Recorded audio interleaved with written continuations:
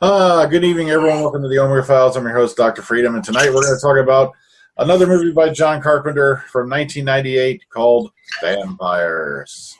Okay, joining me on the panel tonight, give a quick hello. Let's say hello to Tim from Texas. Hello there. The Beefhead. Teak, Ebony, Panga Panga, Wengi, and other forms of other hardwood. Good evening. Lady Neo. Hey guys, how you doing? Oh, pretty good. AJ. Hey guys, good to see you again.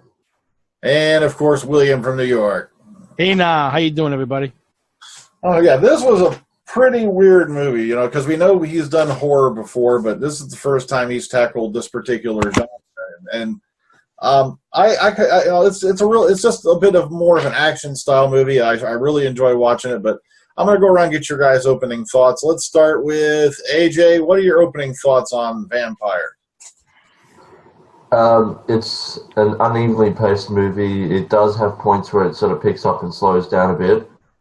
But other than that, not too bad of a movie. It's an original one where sort of religious items don't take any effect on them at all. So, yeah. Okay, next up, William. Well, this is not opening thoughts on this movie. I mean, I didn't see it when it first came out in '98. I was busy about to get married, so. But seeing it again from when I first saw the DVD, it's a good movie, and it's real action packed. You know, they're facing the vampires the way they kill them, but besides that, this is a action packed movie with a lot of sort of like hitting religion undertones in it.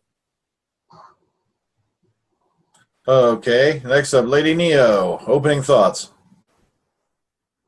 I actually, to tell you the truth, I haven't seen something like this in a very long time.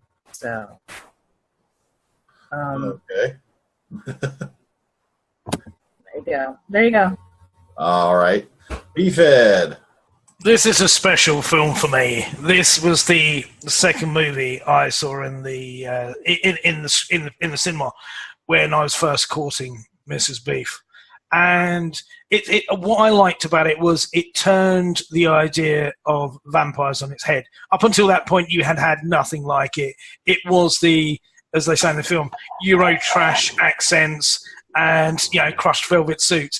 It was something different. It gave something different to the mythology, and it was fun. And the scary part is the love story between Montoya and his dying hooker is still a better love story than Twilight. Yeah, that's true. All right, Certainly more believable. Yeah. All right, next up, Tim. Yeah, I agree with that. I had never seen this movie before. I watched it for the first time the other night, and it's better than I thought it was going to be. The story was pretty original, and like you said, that is a better love story than any kind of Twilight bullshit. So, I mean, I really enjoyed it. Okay, how many here recognize the Cardinal as once upon a time he was Hans Reinhardt in the Black Hole? I did, yeah. I haven't seen that movie in a long time. Yeah, Maximilian Schell. Very well-known actor, and I was just shocked he was even in this thing. You know, because normally he goes, every now and then he has a really good cast, but most of the time it's just, normal folks in the movie. Actors half the time you've never heard of it.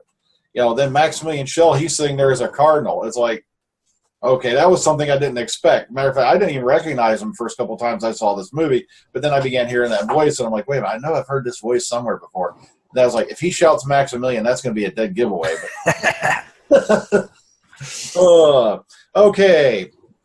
A lot of interesting characters in this movie. As we had Montoya, we had the Katrina, played by Cheryl Lee, who was known from Twin Peaks mainly. She played Laura Palmer in that series, and also in the movie Firewalk with Me.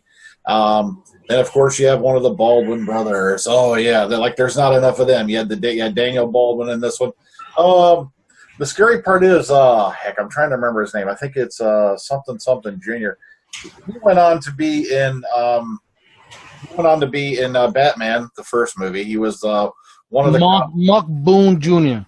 Yeah, Mark Boone Jr. That's his name. Yeah, he went on to be in what was it? The Dark Knight. Batman Begins, wasn't he? Or Batman Begins. You're right. That was it. Because he was the dirty cop that was riding around with Gordon, and then of course a lot of people also know him from Sons of Anarchy. Yeah, he plays a pretty big role over in that series, and and he just popped up seems like everywhere until finally he landed that role in Sons and became really really well known. But okay, so on that note, favorite characters, of course, and there's the obvious, James Woods. Oh man, Okay, let's start with William this time. Favorite characters in this movie?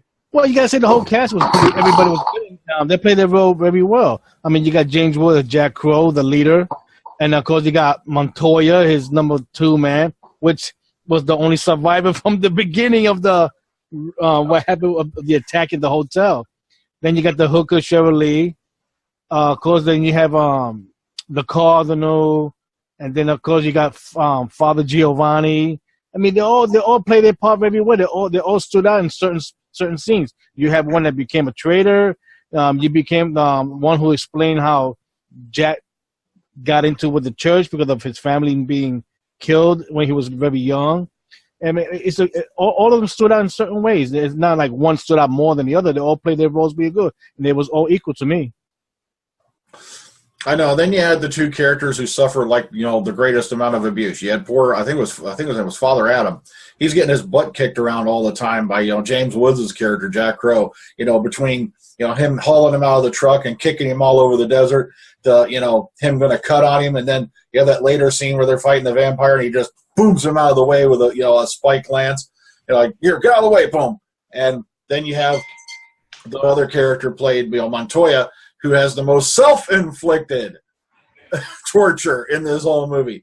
Between, lighting himself with a lighter, cauterizing a wound with the barrel of an automatic rifle. It just seems like Montoya was really beating up on himself. Okay, Beefhead, favorite characters in this movie? Yeah, you got James Woods is James Woods. He's superb. He's snarling. He's angry. He says all the things that you wish Van Helsing really would say. The reactions are fantastic. Going on top of what you had there as well, Gregory Sierra, who's been a classic actor who you've seen in films like The Tower and Inferno. He's been sort of a bit part player that you've seen for years as Father Giovanni. He was superb. He started off that he's ingrained with the team. By the time they're having the party in the motel with all the hookers and that, he's starting to get drunk himself and everything like that. So he's part of the crew, and I love the humour from that. Father Adam, takes a pasting, but the development of his character by the end of it is really well done. I like the fact that Cheryl Lee, she does get cleaned up and tied naked to the bed. That's quite a good point for me, really. She looks better like that than she did in her last state of undress in Twin Peaks, so that's a plus point as well. But Maximilian Schell is superb, as is Jan Valek, to be honest with you. We remember him as some people may remember him more as Terry Silver, who brought out the Cobra Kai Dojo franchise in Karate Kid 3. He's superb as just a master vampire who just is just pure evil, not interested in the romanticism side of it, just carnage. All right, Tim, favorite characters for you? Well, I'd have to say probably what I liked was the subplot was sorry, excuse me. We'll get back to you. Don't worry. Lady Neo, what were your favorite characters in this whole thing? My favorite characters would have to be, of course, James Woods' character, because he was awesome in it, especially that one scene that I do adore him in. Yes, I would have to say Daniel Baldwin was okay in it. He was good. But really, I do feel bad for him, but I'm glad he got a little manlier at the end, was that the priest that he got stuck with. Oh, I felt so bad for that poor boy. I was laughing every time he was on screen, but then he got real cool at the end. So I was like, "Oh, you're good, dude. You're good. You're okay now. You have passed your initiation." Welcome to the team, Padre. But so far, yeah, there it is, right there. Okay, AJ. There isn't much else to say. Everyone's already said it. Montoya, for his self-harm and eventually becoming some sort of anti-hero by the end of the movie. James Wood kicking the crap out of a priest. I've got to love that. That was awesome. And just in general, that priest, he was pretty good. He was bumbling at first for comic relief, but by the end, he sort of became a badass. Now, one thing that's been going on, I'm going to leave the floor open for this one. With all the TV series that are getting made, especially on the supernatural angle of things lately, why not this one? Come on, this movie opened up. It cost $20 million to make. It made over $51 million in the box office. So it doubled its money and a little bit more. It's like, why not make a series out of this? I would watch this. They'd have trouble finding somebody to replace James Woods as Jack Crow. That's that's a no-brainer. I don't see him being, it's going to be difficult if impossible, but why not make this into a TV series? Anyone want to hop on that? They should, because the problem, the thing is, either they could make it an original one, or they can build it from a sequel from the movie, considering Montoya and the Hooker lived at the end of the movie. As far as we know. And the idea I liked as well is that the vampires don't necessarily have to have a coffin as such. It's a case of they bury themselves underground, so that as long as they're out of sunlight in some way, shape or form, that works, and they form nests and everything like that. There's enough abandoned buildings and warehouses that you could make a workable series out of it. I mean, they did it for a family-friendly audience with Buffy. I'm sure you could do an adult version of that. Plus, you've got plenty of source material here with the origin story of Alec, the origin story of Jack Crow, and we find out quite a bit about what happened to him as a child, with his parents being, turned into vampires, and he had to kill his own father. And you could really play that up into a TV series easy. Well, you had the idea as well that when he's talking to Maximilian Schell, that there was a European crew. So it's not like a case of it's solely one team in the States and that's it. It's funded by the Catholic Church on a global level. So you don't even have to have it. I'm not saying you're going to have CSI vampires and have it, one for each city in the country. But you could do something where it doesn't necessarily have to be states-based. You could make it south of the border, whatever you want to do. Exactly, and then you could interlock, like NCIS has been doing. You got CSI. You've got all these different branches of series. Oh, Nia, you wanted to say something? Yeah, sorry. As much as you guys would want to see this as a TV show and maybe like a prequel of how it all began and everything, it's not going to work. I mean, yes, it will work in a sense and it won't work in a sense. But you got to remember what happens when you mess with prequels. What happens when you mess with something that is that good? You're going to screw it up. The directors are going to screw it up. Well, if John Carpenter is there to be executive producer, and yes, and then you could do you could do justice to it. Yes and no. Yeah, but the rating wise. Remember that this movie is based on a book, and the movie did not follow the novel. So the writer of the book gonna stick his 2 cents in it, whether he wants to follow the movie or the book. But you just got to be really careful with the whole thing, because if John Carpenter's there, yes, that's a plus. But how much is he going to be allowed to do? You got to remember, I think you could make it workable though. You've got the idea though, because this is, I think, where it was a little bit of from what is the general, preconception of vampires. You've got the idea of the master, and the minions and everything like that. So if anything, it's like it's gang faction type thing, vampires. So you could do something with it that is a little bit different. Okay, it may not have longevity to it or something like that, but you could certainly do 2 or 3, I think, series that you could have standalone and have them at different points and locations. Well, I'm surprised there was no sequel film.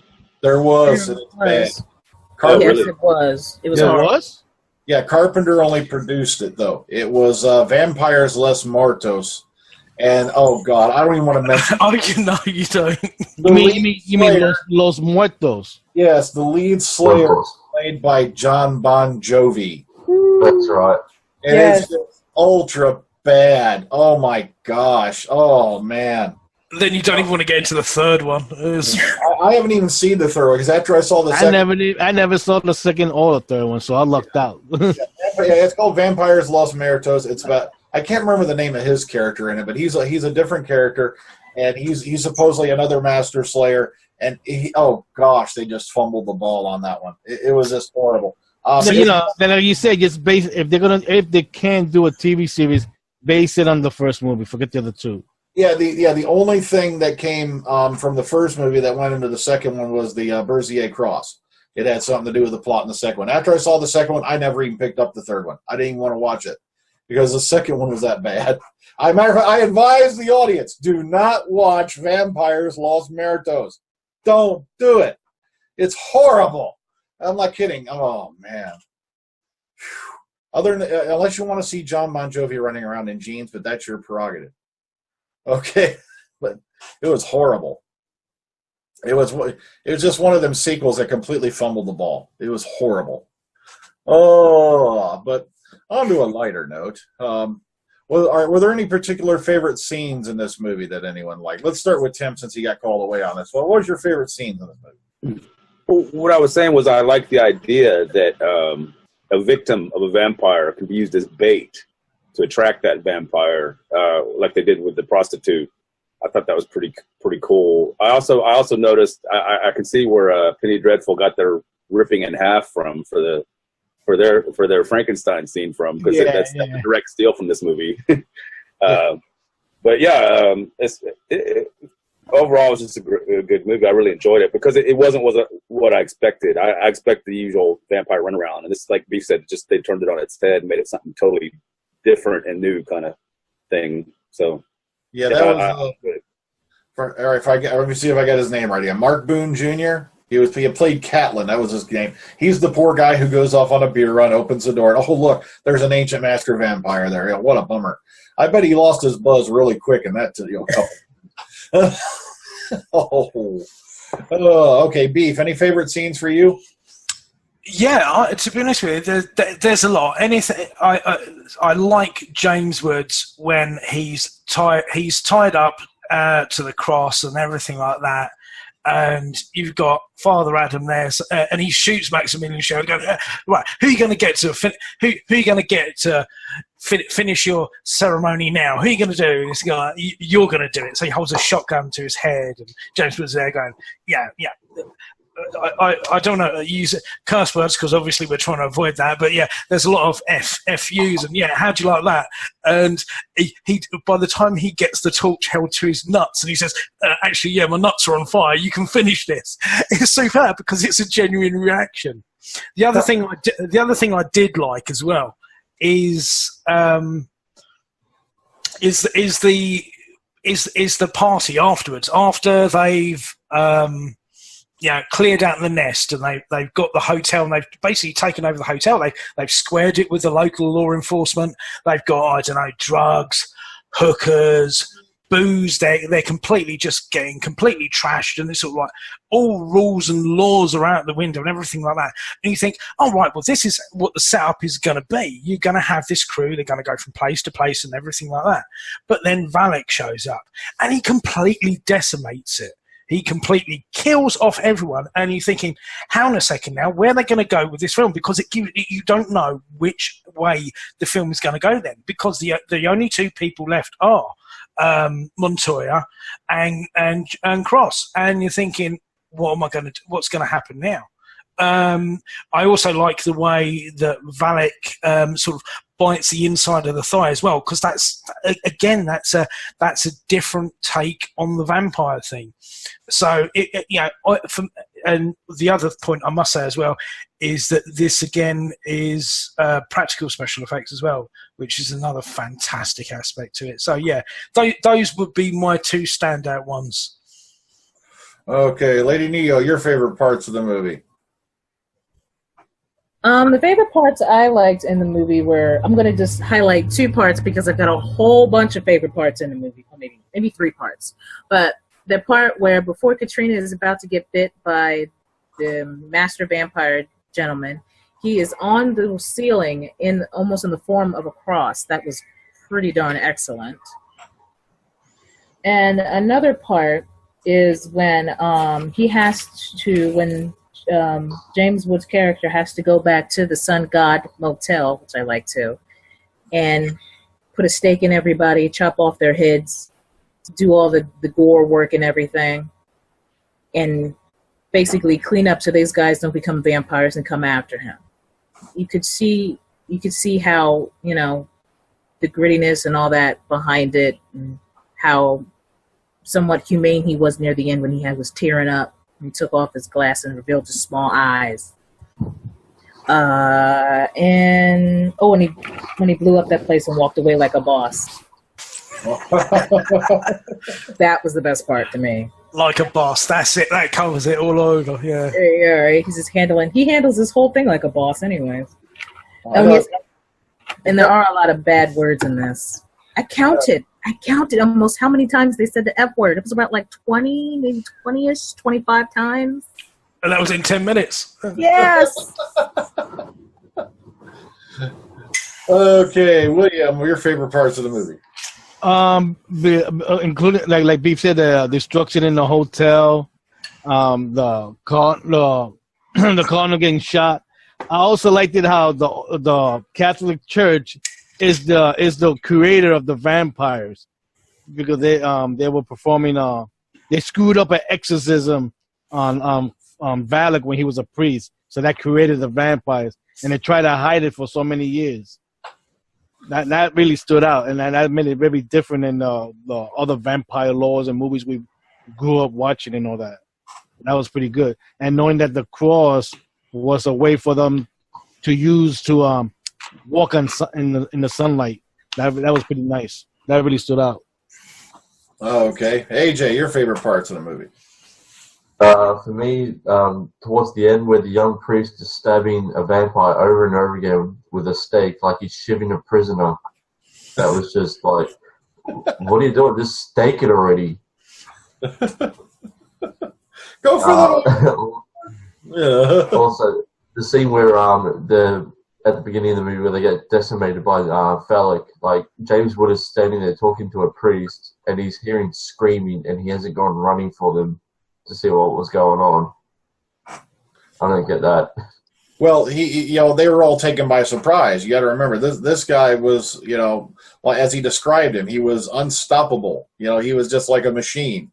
And it just shocked him. Yeah. Even your basic master vampire, I guess you can hold back with gunfire and whatnot. And this guy was just walking around like the Terminator, taking all of it. And also, I guess it was also the fact they were all loaded off their butts. They were all in shock. I love the way they shot that scene, the way they edited it, because, you see all this going on, then you see, the people who are, you see James Woods and all that turning around, and you're getting his reaction like, what the, and, I think it was just a combination of shock, surprise, and all that. Is what. Okay. Well, is there anything else anyone want to bring up about this particular movie? Because I'm almost tempted to go find this book now, because I want to find out what all the rest of these rules are that they brought up. Well, I have a question for you.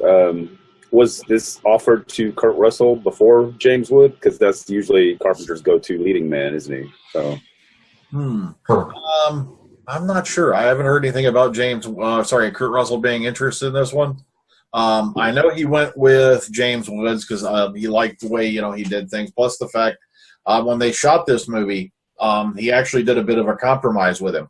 He would let Woods act out the scene his way, and then he would do a scene John Carpenter's way, and then they'd stand there and they'd discuss it, and whichever way they thought was the best way, they actually agreed on it, and they kept that particular sequence. I really liked the they cooperated between the two of them for this one, because a lot of that stuff that was in the movie was James Woods' stuff. So nice compromise between the lead actor and the director in this one. Yeah, that's it. Because that's what I'd like to know is how much of it is the improvised version, how much of it is the scripted version. Because the thing is that's it. Yeah, there is a little bit of a whose dick is bigger between Valak and Cross. To be honest with you, he's there going, you're 600 years old. How's that dick working out for you? That's every guy's just obsessed with their penis. To be honest with you, so like that just seems to be the common thread through it. Harking back to something that Will said as well, that's something else that does interest me about John Carpenter and everything like that is that you've got the idea of the Catholic Church that they're funding this, that they've got all these secrets, the Bezier cross is hidden, and then you've got Prince of Darkness, which is another one of his films, that you've got the other thing, something else hidden in the basement of a Catholic church and everything like that. It seems to be like the communal theme. That I wonder whether there's something to that with him, to be honest with you. But I did like that aspect of it. But the one-liners are just fantastic. I wish I could quote half of them here, but because we're trying to be a little bit more courteous and everything like that. A lot of beeping. Yeah. Oh yeah, but that's it. I love that. Yeah, even down to the sort of big sticks spiking the vampires and everything like that. The tools and the gear they've got is superb as well. This was about the same sort of time Blade came out as well. So the idea of a daywalker vampire was a big thing, I think, at the time. A ritual whereby you could walk in the daylight and everything like that. It was about that time, I think, that vampires took a bit of a change. Oh, and the other thing as well is Frank Darabont. Oh, that's right. Yeah, he was the quote-unquote man with Buick. Even though it was a Cadillac, I think he was the guy in the scene at the gas station. Yeah, and he went on to be the guy who developed The Walking Dead for television. Yeah, amongst other things. Not to mention all his other movies he's really well known for. The King adaptations like Shawshank Redemption, Green Mile, and all that. Really well-known guy, and here he is in a cameo in this movie. I know, but James Woods, he can be a bit of a mean guy. Matter of fact, I just seem to recall something that happened just the other day.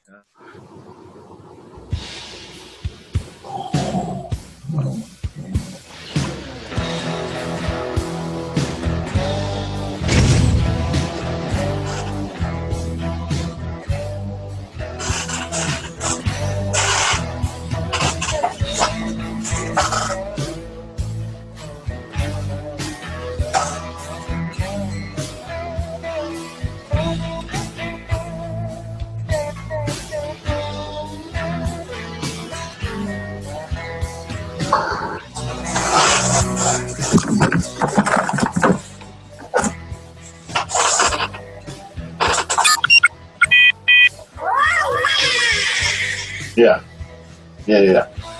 It's Woods again. Yeah, Dave Woods. Yeah, you've been out here 100 times. Yeah.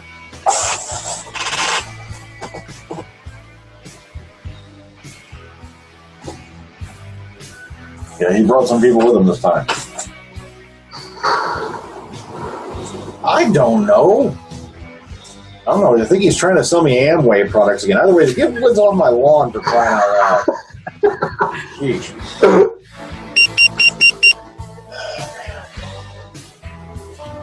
Maybe I shouldn't have told him about how I thought video drums sucked. Oops. You had to give this movie credit because they did win the 25th annual Saturn Awards for best director, actor, and makeup. I mean, all the other actors and was nominated, but these are the three that won that year. Yeah, this is definitely one of them movies that kind of fell by the wayside. With time, and it was number one its opening weekend, and it got mixed reviews and whatnot. But of course, all John Carpenter movies do. This is just one I like to pop in every now and then because it intrigues me. One of these days, I'm actually going to have to go back and look at Vampires. It was written by John Steakley, and that's what a lot of this movie was based off of. Just so I can find out, does he actually ever name off what the rest of these freaking rules are? Like, you had rule number 1, rule number 5, rule this. That was announced to the whole movie. But other than that, it's a fun romp. Okay, let's set time again. Here we go. Ooh, here we go. Let's start with William. Out of 10, how would you rate John Carpenter's Vampires? I give it an 8.5 out of 10. It's a movie that does stand the test of time, and it is one of my top 10 competent movies. All right, Beef. For me, it's got a very special place in my heart. Like I said, it was the second film I saw in the cinema with Mrs. Beef when we were first courting. So it allowed me to make acceptable penis and erection jokes for weeks on end that were reciprocated. So it's I would certainly say it's a 9.5, 10 for me. It's definite teak all over. What was the first movie? It was Big Daddy by Adam Sandler, but yeah, that's lacking in penis humor, really. Oh man. Okay, Texas Tim. Well, I have to say I enjoyed it very much. I wasn't expecting much, and it was definitely better than the last Carpenter film we reviewed. Once again, I didn't get a chance to mention, but it was beautifully shot as well. Very good cinematography there. Great scenery and stuff. So yeah, I enjoyed it. I would give it an 8 out of 10. All right, AJ. 7 out of 10 for me. Evenly paced, not too bad. Okay, Lady Neo.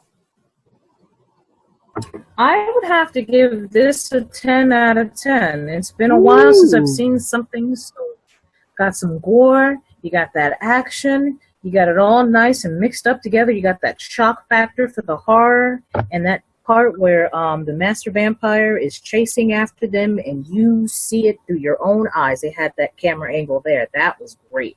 I have not seen anything that good in a long time. Not with any of that prissy crap they have now for vampires. Me, I give it a solid. It's 10. Myself, I give it a solid 9. I love this movie. I can pop this one in, every now and then. I still enjoy it. It's a great action adventure. Plus, it has all those great, lines in it. Padre, back there, when I was kicking you around a bit. Did you get wood? Yeah, that was a good one.